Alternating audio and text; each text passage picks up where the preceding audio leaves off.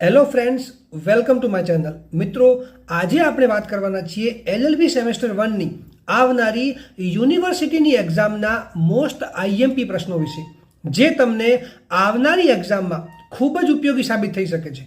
તો મિત્રો, વિડીયોને એન્ડ સુધી જોવો, અને જો તમે મારી ચેનલ પર નવા છો તો ચેનલને સબસ્ક્રાઇબ કરવાનું ના ભૂલતા. તો ચાલો શરૂ કરીએ. Law of torts including MV act and consumer protection act. Question 1. પ્રતિનિધિક જવાબદારીનો નિયમ સમજાવી નોકરના અપકૃત્ય માટે માલિક કયા સંજોગોમાં જવાબદાર થાય તે દ્રષ્ટાંત આપી સમજાવો. Explain the rule of vicarious liability.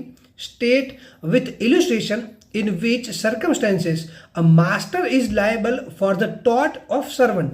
Question 2. અપકૃત્યની જવાબદારીમાંથી કયા સંજોગોમાં મુક્તિ મળે છે તેને ઉદાહરણો અને નિર્ણિત કેસો સહિત સમજાવો. State the circumstances in which a discharge is obtained from the liability of tort with illustrations and decided cases. Question 3. ઉપેક્ષાનો અર્થ સમજાવી તેના આવશ્યક તત્વોને ઉદાહરણો અને કેસનો સહિત વિગતે સમજાવો. Explain the meaning of negligence and state its main elements with illustrations and case laws. Question 4. Bhopal gas દુર્ઘટના કેસ અને શ્રીરામ ફૂડ અને ગેસ ગળતરના કેસ કઠોર જવાબદારીના સિદ્ધાંત સહિત સમજાવો. Explain Bhopal gas disaster case and Shriram food gas leakage case with the doctrine of absolute liability. Question 5. Motor vehicle act હેઠળ ત્રાહિત વ્યક્તિના જોખમો સામે વીમાની જોગવાઈઓ સમજાવો. Provisions of insurance against third party risk under motor vehicles act explain. Question 6. ગ્રાહક તકરાર એટલે શું? જુદા જુદા ગ્રાહક તકરાર ફોરમ વિશે સમજાવો.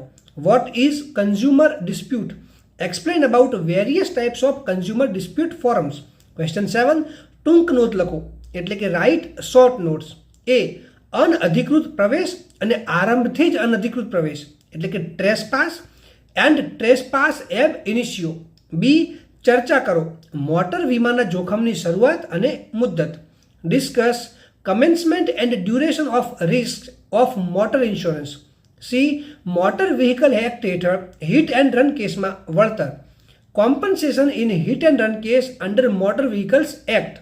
ડી. Rylands versus Fletcher. આ કેસ તમારે સમજાવવાનો છે. મિત્રો, હવે જો તમને કોઈ બીજો ક્વેશ્ચન હોય તો તમે મને કમેન્ટ સેક્શનમાં પૂછી શકો છો. અને આ વિડીયોને લાઈક કરો, વધારેમાં વધારે શેર કરો અને મારી ચેનલને સબસ્ક્રાઈબ કરવાનું ના ભૂલતા.